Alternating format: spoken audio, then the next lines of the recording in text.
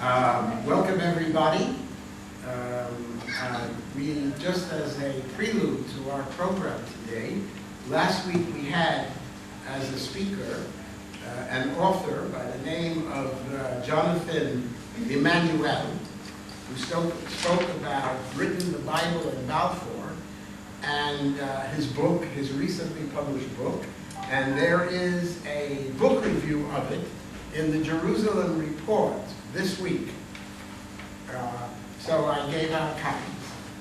And our subject today for Purim is Purim 1953, the sudden collapse of Comrade Yosef Stalin,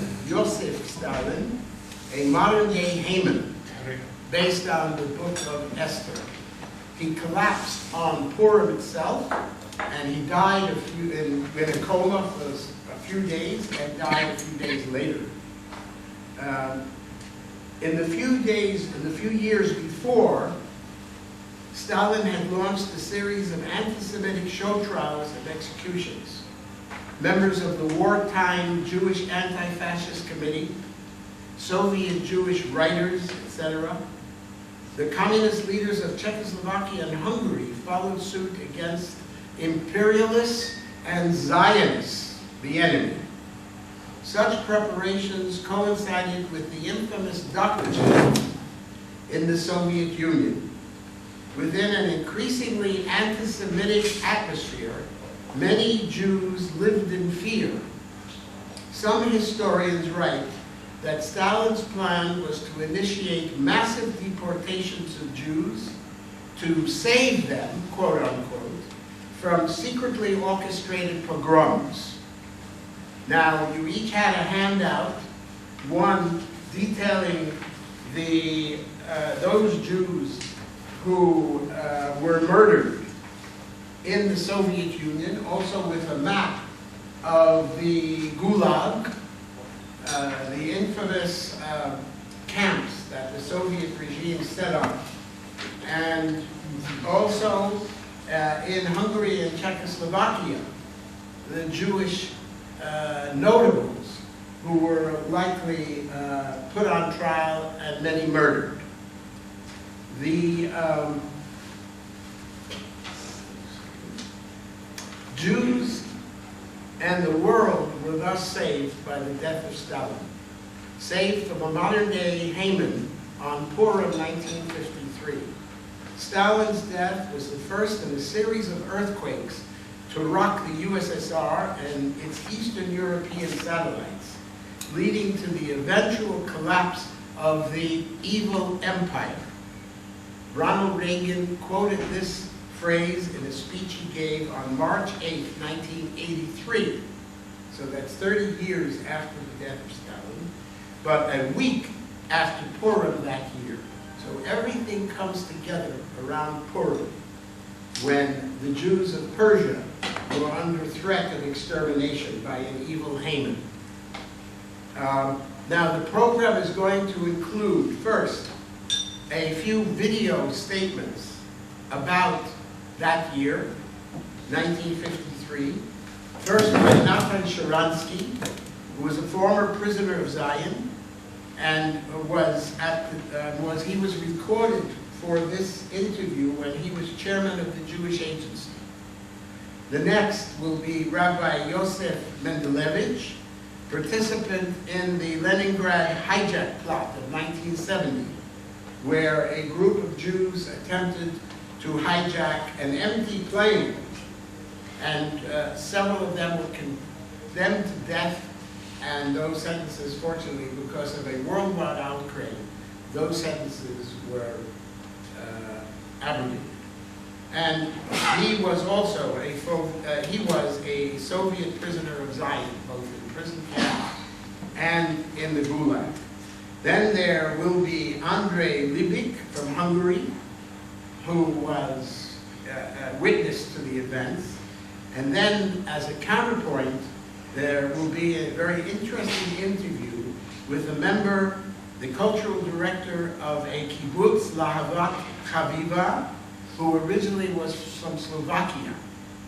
At the end, we will have live testimonials and I will introduce them again at that time, from Yosef Bigun and Dan Roginski, who both witnessed and suffered the events of those years before Stalin's death.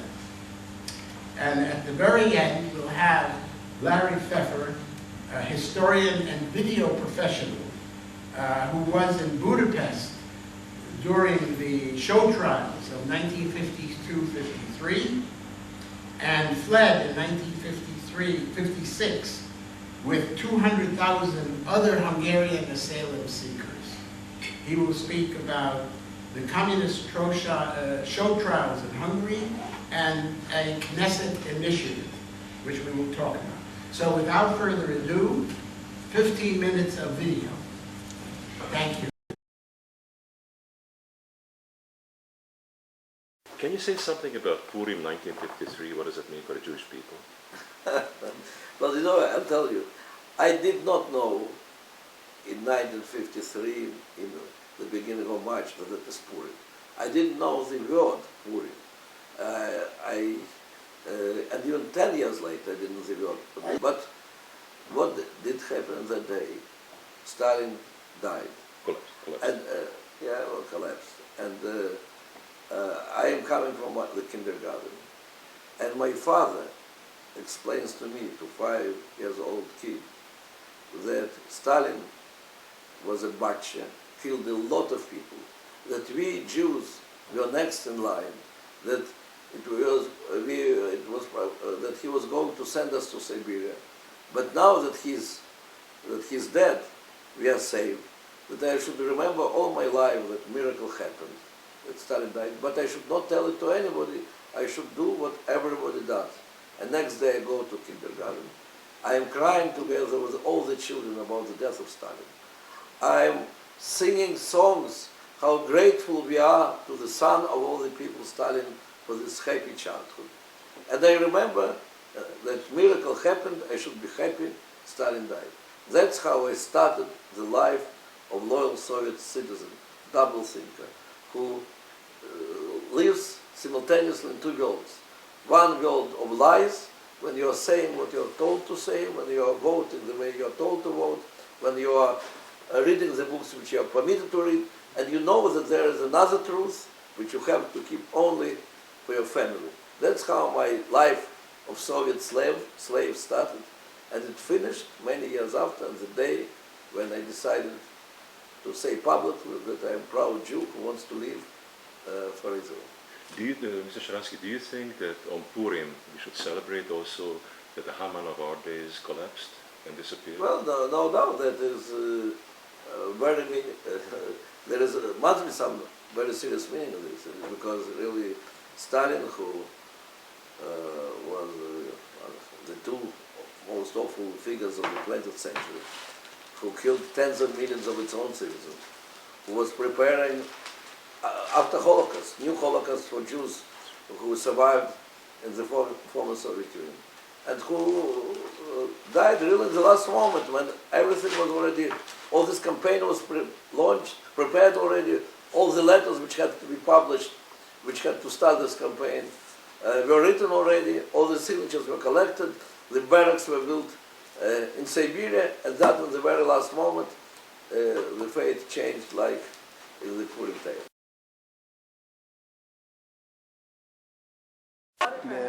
As a child, it was, I assume, 1953, or maybe the winter of 1952, that I walked in the street with my father, and all of a sudden, it was in Riga, we were stopped by two Russian Soviet officers that demanded from my father to give his documents to check who he is. To identify. My father was very tensed. He asked, what's the reason for that? And the officer told, you look very suspicious to me, which meant he looks Jewish, and it was the time of the plot of the doctors. And especially as a child, I was very afraid. You know, I was afraid that my father may be arrested. And when it passed away, I forgot. But later, I remember something else. I played in the yard, and I come back home, and all of a sudden I saw that all the electricity is put being put off. It is dark in our apartment, and my mother is sitting on the floor and crying, having a newspaper in her hand. So I asked Mama, what's happening? She told me, Stalin passed away. How can we able to continue without him? He is our father, you know. She would know that her brother, a very prominent communist in Latvia, was killed by Stalin in 1937. So, and still Jews loved this leader. They were blind. And I think that it's a normal problem of the majority of people. People are always blind. People never know and not interested to know. They forget. But it is a challenge of the leaders not to forget and make a conclusion. Never count what people would say, what the majority would say. You have eyes, you have wheat, and it's obvious that only solution of all the Jewish problems is being in Israel, in our independent country.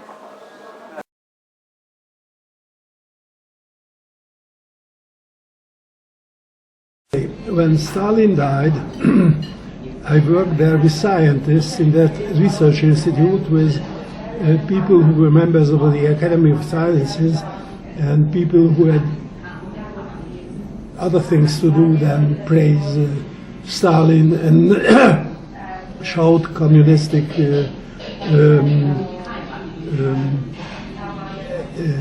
ideas. A meeting was called immediately where the party secretary of the institute, who before becoming party secretary was a cleaning lady. It is all right, there's nothing wrong with a cleaning lady, but you must remember that there were people of international reputation in that institute who worked in Paris, Berlin, or the United States before they came in a silly way, like myself, back to Hungary. This lady started crying with tears, and we sat there. The atmosphere was good at the institute because we knew exactly who was a spy and who was not. When he was there, then everybody behaved. When he was not there, we told each other jokes about Stalin or Rakosi or who we thought about. And we looked at each other and smiled. There was in that institute a glass technician. Now, maybe you wouldn't believe it, but it is true. Not only you could not buy anything of luxury there, even only one or two kinds of shoes, for example, but laboratory glasses like alembics and so on had to be made, handmade. It could not be bought or ordered. It didn't exist. So it was a separate laboratory within this institute. When very old, he was not very old compared to me now, but he was old at that time. I was in my 20s. Mr. Makult, Comrade Makult, of course, then, an old man who was an old social democrat and trade unionist, who was a master in blowing glass, like the Venetians, you know.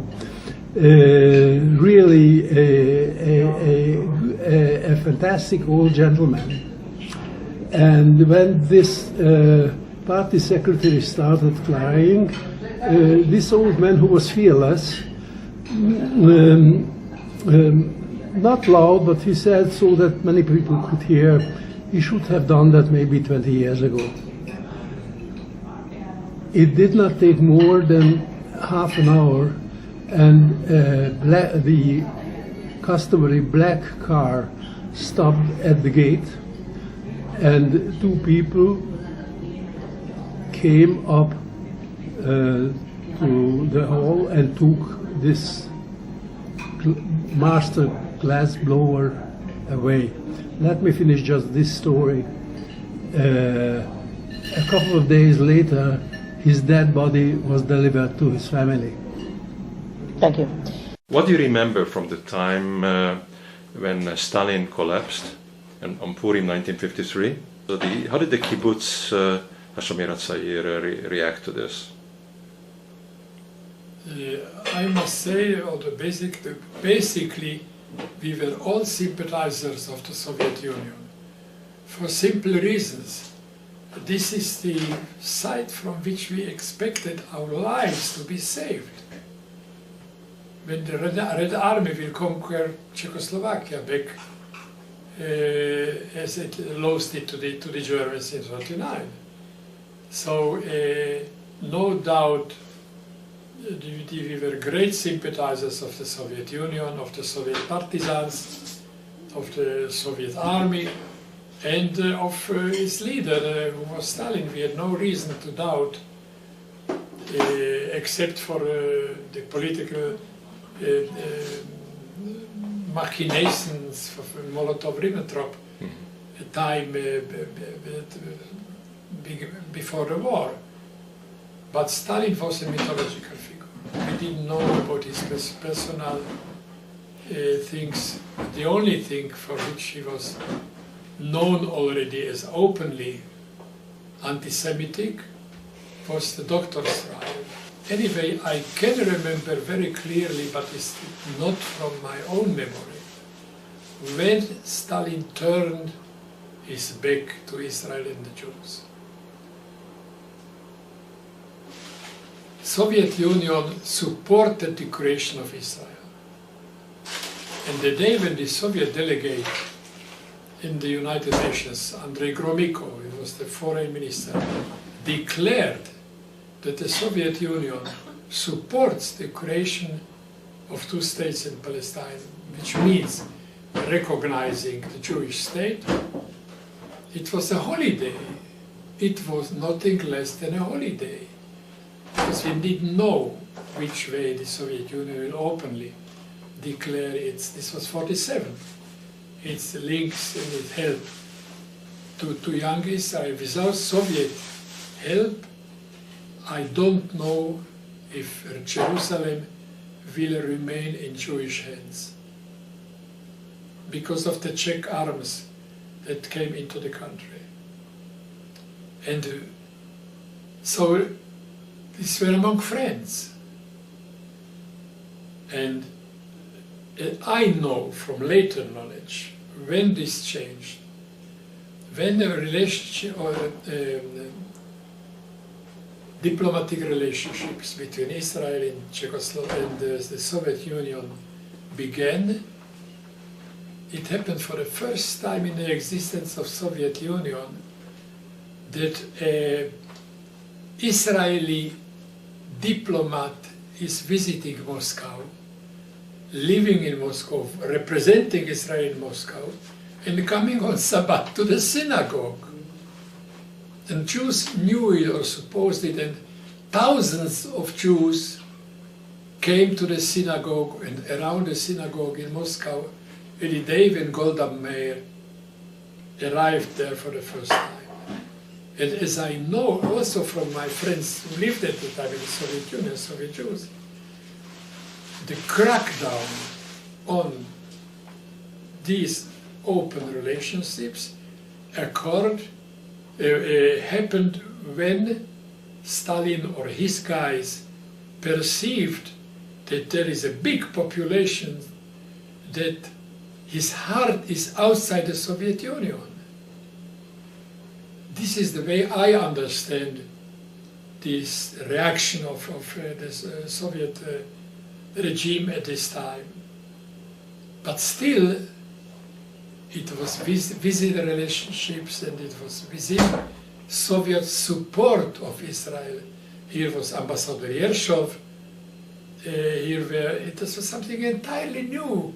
The state of Israel has diplomatic relations with Soviet Union. This was new and we received it enthusiastically. I would say that there was a kind of double image of Stalin. Stalin, the victor over Hitler, Stalin, the guy who led the Soviet army to free us to free Czechoslovakia, to bring our lives back, and Stalin who persecutes Jewish doctors. It didn't work together. Somehow it was some kind of I would say, split sympathy. Anyway, the day of Purim came up, and the news of Stalin's death must have arrived to our isolated kibbutz in the week before Purim. What do we do as this mythical figure died? Will we take notice? Will we say something in his honor?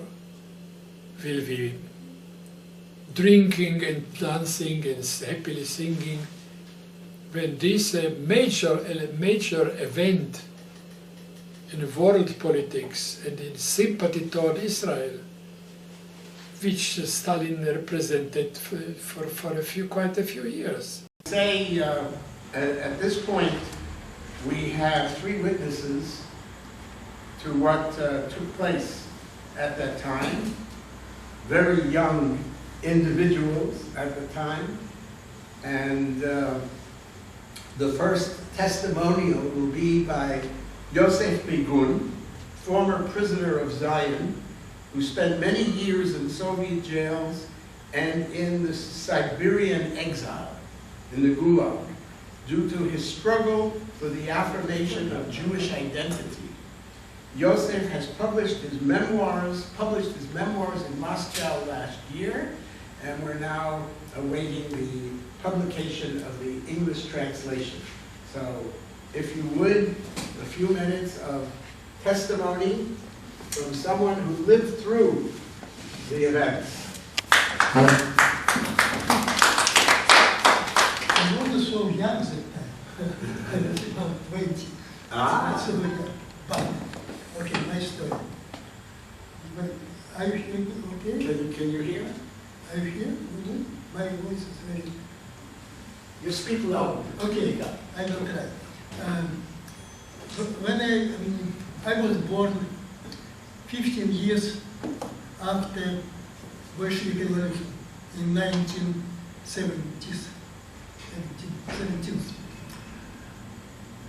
That time, the Soviet Union in Moscow, my native town, capital of Soviet Union, where about maybe 200, maybe more, thousand Jews lived. There was no any kind of mean of Jewish upbringing, education, Jewish connection, nothing. So I was very, very assimilated Jew. I remember well 1948. I was 16 at that time. And I would like to just write from my memories. From this memory which I mentioned, it was published in Jerusalem Post 2 years ago. I see that Mama is very upset. She is silent with her hands resting on her lap. What's happened? I asked. Mikhail is dead. It was an automobile accident, she replied. I must confess that at that time I did not feel anything special. People were perishing every day. During that period, I did not know who was this famous Jewish actor and director of the state Jewish theater and the chairman of the Jewish anti-fascist committee, which was very helpful in the fight against Hitler. In my youth, there was no place either for the Jewish theater or for its great actor Solomon Mikhaelos. I was very assimilated. I did not know Yiddish, like many others of my generation whom the Soviet regime deprived of Jewish education and Jewish identity. Soon rumors began to circulate, till now in 48. Soon rumors began to circulate, each more terrifying than one before. For example, in the great automobile factory in the name Stalin in Moscow, they said that a group of saboteurs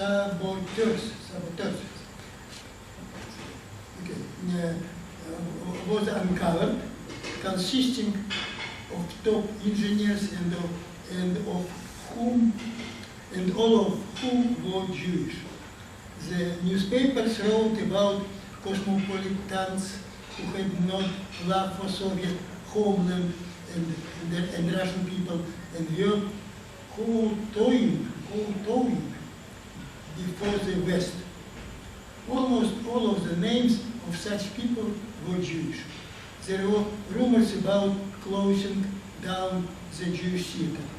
At that time, we knew nothing about the artists who were executed.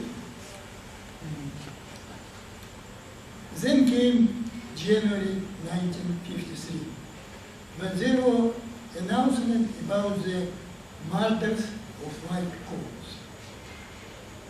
Once again, the Jews. Anti-Semitic articles appeared in the central newspapers, Pravda, Известия, and so on. There were caricatures with exaggerated Jewish noses and sinister faces. The newspapers printed letters from workers demanding. The newspapers printed letters from workers demanding that the Zionist agents should be rooted and punished. No one knew who was these Zionist agents, but the papers explained that American Jewish organizations were recreating Soviet Jews in order to harm Soviet people. Every Jew was therefore suspect. Many Jewish specialists were fired, and rumors who circulated about the imminent deportation of Jews from Moscow. It was said that Jews themselves asked to be sent to distant regions to be saved from the people's anger. As many others, I thought that the newspapers could not lie.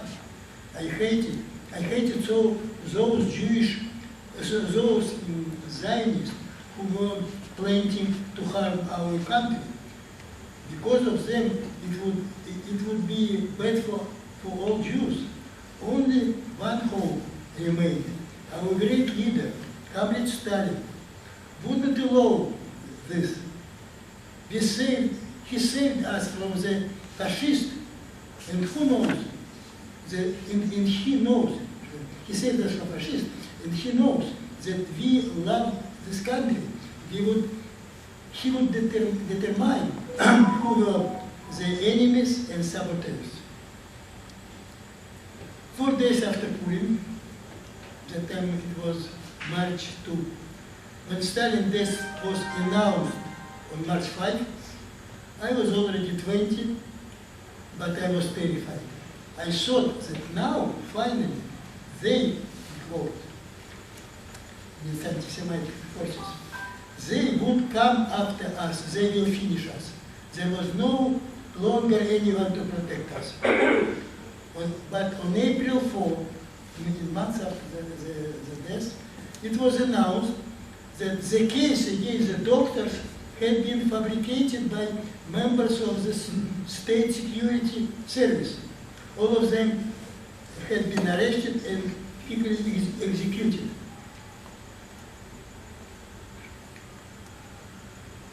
The Soviet Haman and the pharaoh of the Soviet Haman and a pharaoh of our time, who was planned soon after the Holocaust, another major program against Jews, collapsed in March 1, 1933.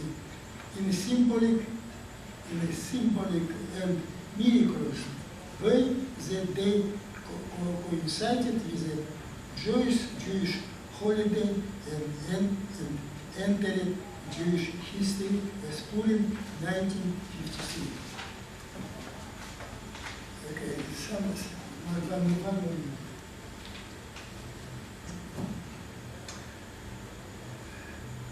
We celebrate Purim, Purim, as a very funny, merry holiday. Children are very happy. But there is a great existential sense for Jews. Our Haggadah, we read it in Pesach, our Haggadah Shel Pesach, telling that in every generation there was somebody who tried to destroy us. And we Jews of our generation, of our time, are very evident of this intention of our enemies.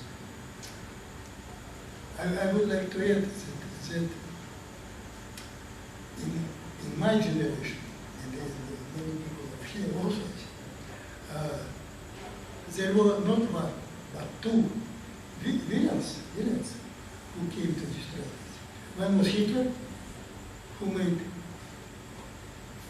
Holocaust, physical genocide of our people, of 6 million Jewish victims. And second was Stalin, who made also second genocide. It was spiritual one, not by killing physically, by killing spiritually.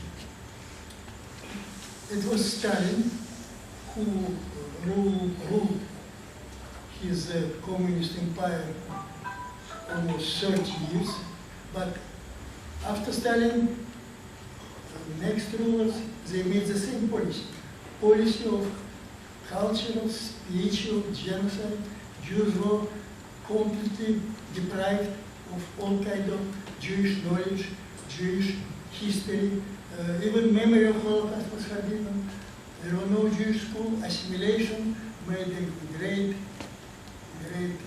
extension and great development. And we were doomed.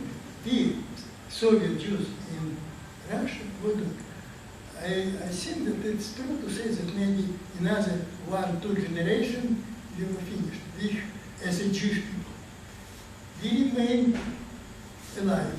We continue to be good engineers, good scientists, good musicians, and very helpful for Soviet regime, but Jewish people will be finished. It was Soviet plan of final decision, final solution of Jewish people. And bless God that they also, like all our enemies before, they did not were completely successful, but they made a great damage for our people, especially for my Russian people, who were completely assimilated. And even when it became free in Soviet Union to begin to be more aware about the people, the history of Jewish, to return to Jewish people, many of them could not use such opportunity.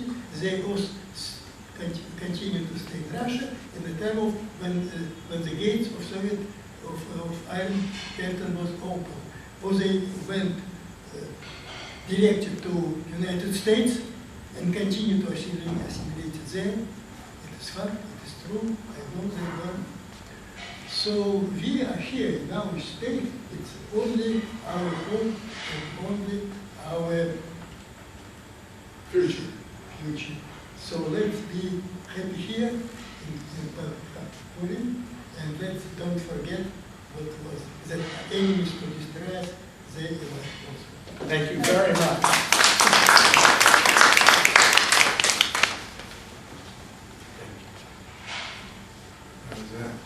Very fine. We have two more actual testimonies from Dr. Dan Roginsky, fellow Zionist activist and former graduate of Soviet prisons.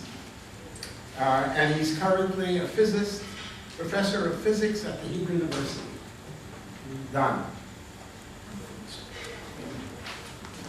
I just want to say one word about Yosef. He played a symbolic role in my life. When in 1971 I left my job and decided to apply for the exit visa, I had to get an invitation from a relative in Israel. I didn't have any relative, as most of the Jews who applied for this visa. I had to find a way to transfer to Israel my desire to find a relative in inverted commas. And I had to find somebody who will find this way. And these were those who applied a little bit earlier than me. And one of these persons was Yosef, who applied several months before me. And he was the first person that I found there in Moscow. And he helped me to get such an invitation from Israel. And later I found, for any case, I found another person too, and I had two invitations because I couldn't be sure that my attempts to get this so-called relative would succeed, but they did succeed, these two attempts. Now about myself and Stalin's death. I was born in Moscow and was living in Moscow in 1953. I was 13 years old, and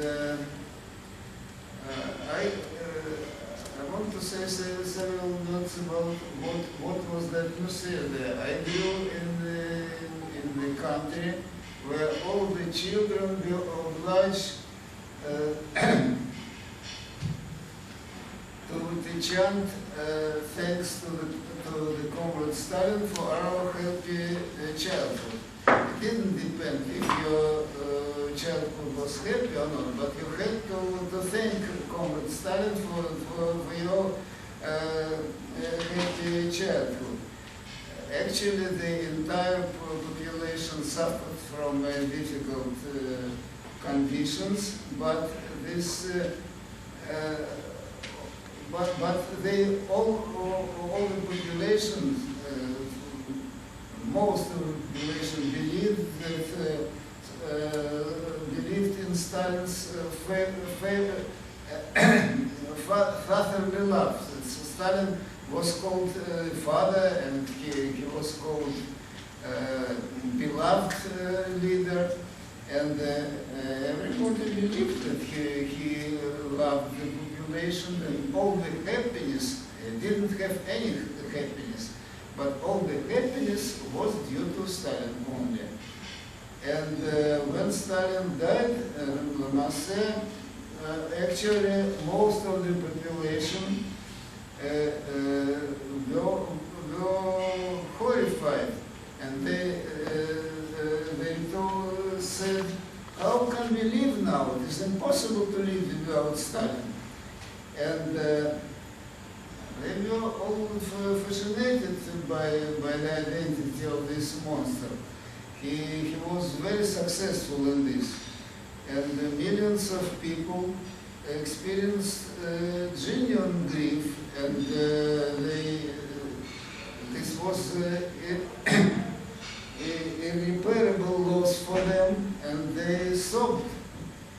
I did not belong to this population. I felt joy, but this was a different story. Because our family, like most, lived in difficult conditions. All the Jews and not Jews lived in difficult conditions. For example, our conditions were so: we lived in a 14 square meter room in a communal apartment. That is, all the things that were in the apartment was communal, but many things were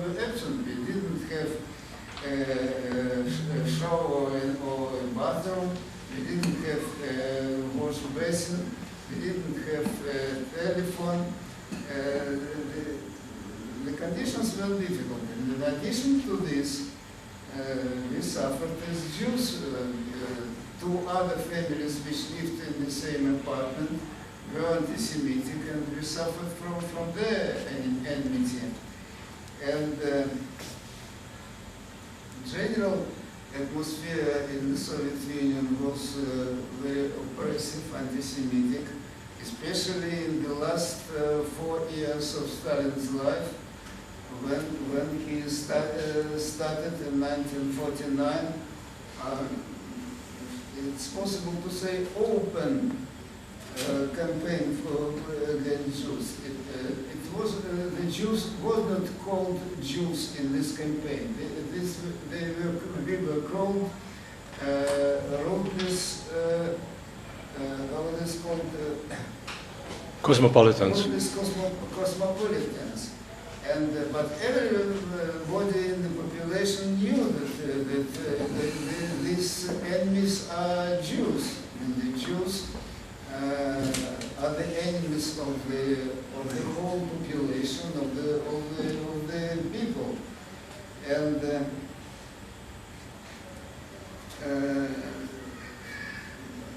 what was earlier forbidden as pre-revolutionary anti-Semitic slogans of the pogromists now became actually common. We often heard, I'm translating from Russian, this Russian slogan, "Beat the Jews, save Russia." This was very common in the people were saying. In the 40s, when I was a young child, schoolboy, this company against the cosmopolitans began, and it was not only propaganda. Actually, it was oppression. Both my parents were fired in 1949 and were unable to find a new job. And we actually starved, and they lost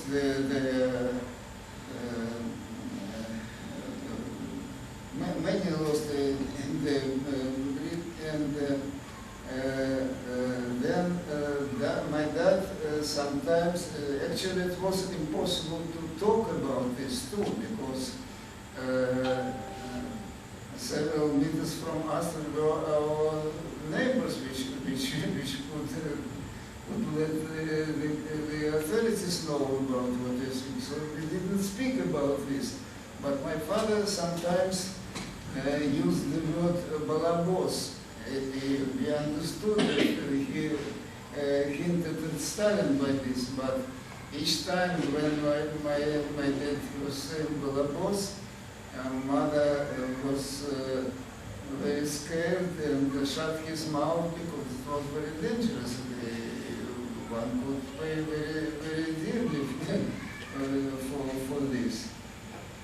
But fortunately, the 1953 Purim miracle saved our family and saved other Jews from a terrible fate, and actually it saved non-Jews too. But the people loved Stalin's, the people who, all the population that loved, that suffered so much from Stalin, lived him, this beloved leader to such extent that they wanted at least to see him in his coffin. And there was a line to come to this coffin, that many died in this line, because it was millions who tried to reach this coffin.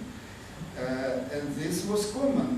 I have a very close friend, my school friend, Russian, he was not a Jew, who went to see Stalin too. He asked me to go with him, but I wasn't Stalin's life already. After Stalin's death, the system remained actually the same, but the situation became more easily, or actually to live became easier, both for Jews and especially for Jews, but for non-Jews too. But the health of my parents was already thoroughly undermined by Stalin's life, and they died very, very early.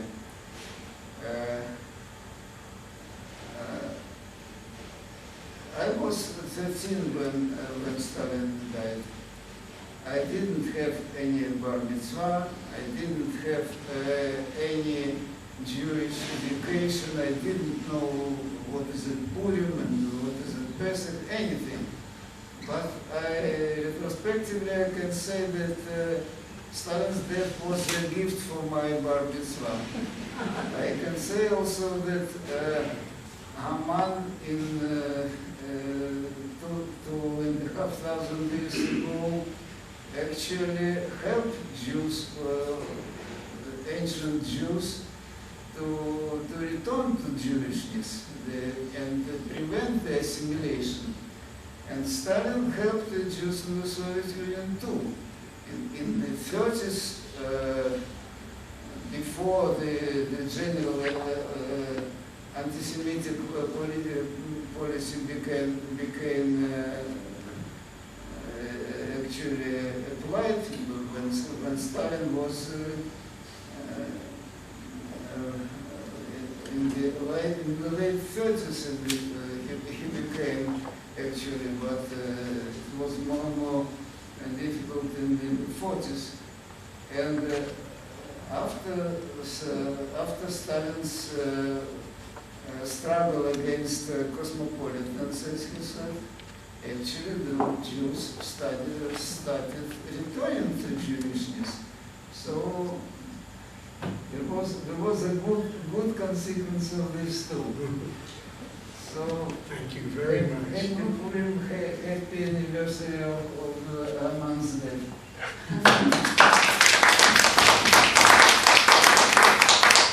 Thank you very much, Dr. Roginski. We will conclude with 2 or 3 minutes of bringing it up to date. First, about the show trials that went hand in hand with what happened in the Soviet Union, in Czechoslovakia and in Hungary. There were show trials, also preparation for anti-Semitic acts, and also something unique, the Knesset Initiative. So if I may welcome Larry Pfeffer, historian and video professional. He was in Budapest during the planned Hungarian show trials. And in late '56, in his early teens, he escaped to the free world together with 200,000 other asylum seekers from Hungary. So, please, Larry Pfeffer.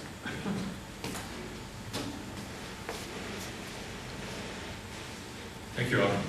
Okay, I'll try to make it very brief. After Stalin died, there were a number of cracks that were increasingly dangerous for the Soviet Union. And some of you might have heard there was an uprising in East Berlin in 1953, soon after Stalin's death. Then Khrushchev announced what Stalin really was. Then there was a uprising in Poznan, in Poland, by laborers, mostly because of living conditions. That was in June 1956, and then was a Hungarian revolt in October 1956. These are the precursors for the Soviet Union collapsing in the 1980s. Now, about the show trials in Czechoslovakia and Hungary, in 1952, toward the end of it, the communist leaders of Czechoslovakia were arrested, including the number 2 person in the party, Rudolf Schlansky, who was a Jew. There were 14 arrested, 11 of them were Jews, and the trials were carried out summarily. And 11 of the accused were executed, including Sansky. 10 of them were Jews. In Hungary, they arrested, funnily or strangely, the head of the Hungarian KGB called Peter Gábor, whose real name was Benjamin Eisenberg before that. In the villa of Hungarian Stalin Mátyás Rákosi, whose name before that was Mátyás Rosenfeld. Okay? There were two short trials in preparation. The scripts came from Moscow, probably.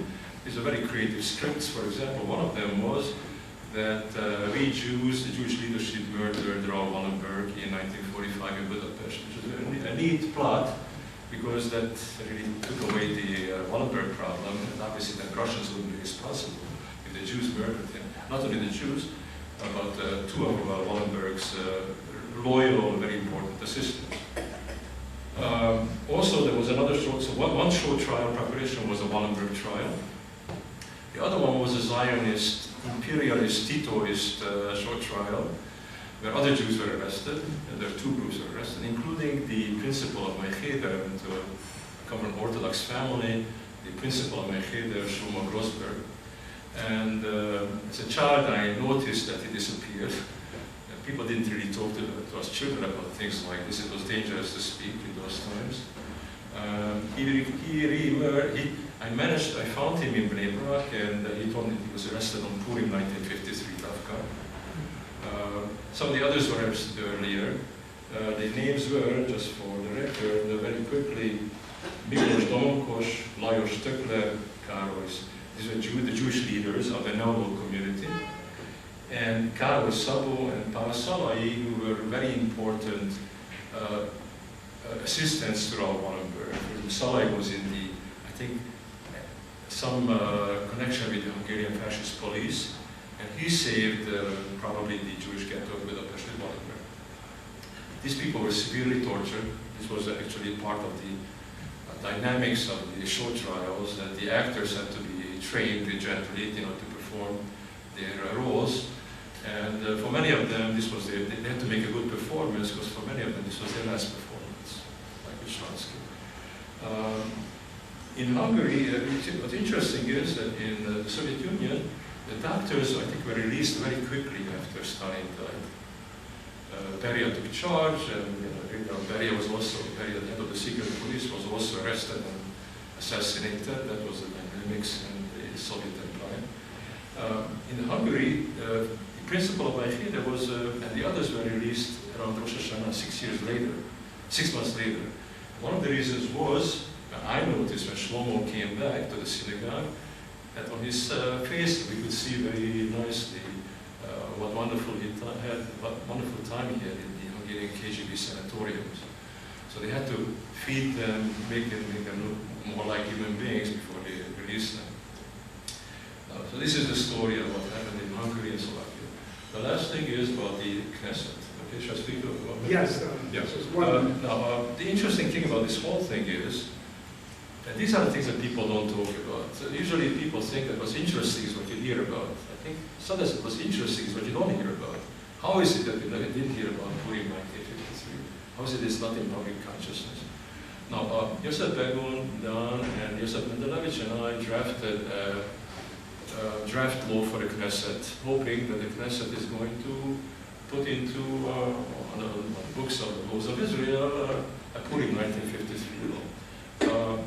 Two people who I sent it to, Michael Horan and Zev Elkin. Zev didn't respond even. Zev should have known better, he's from the Soviet Union. The one who did respond was Sharon Heskel, a very, very charming young woman in Likud. And actually, she did write to Bennett, at least that there should be, she didn't deal with the law, but she encouraged him that there should be some coverage of Purim 1953 in the school curriculum. I saw the letter to Bennett, I don't know what really came of it. And I heard that there was also a meeting of in the Knesset of the Vadat HaChinuch, the education committee. I don't really know what came out of it. I think that we're going to resubmit this again, and hopefully something will come of it. Thank you for listening. Sorry about the video. Thank you very much. Just quickly to give you a taste of what this resolution proposes. Proposed by law, the Knesset institutionalized a suitable annual gathering and remembrance for Purim 1953. The chief rabbinate is to instruct synagogues, Jewish religious schools, and other religious institutions to suitably remember each Purim, the miracle of 1953.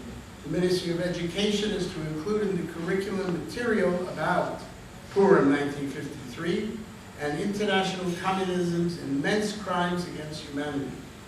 Purim 1953 is to be remembered via periodic government-sponsored exhibitions. Israel is to suggest to Jewish communities in the diaspora and also to other countries to have similar remembrances internationally. So hopefully this will be passed by the Knesset and come into effect. So I want to thank everyone for coming. If there's more. It's a tradition of our club Maybe to plant get something now, present. to plant a tree in the name of Larry also. people who speak to the club Thank you very much. in the Paul Harris Peace Forest. Okay, all you guys together, please. Oh, everyone together. All together now.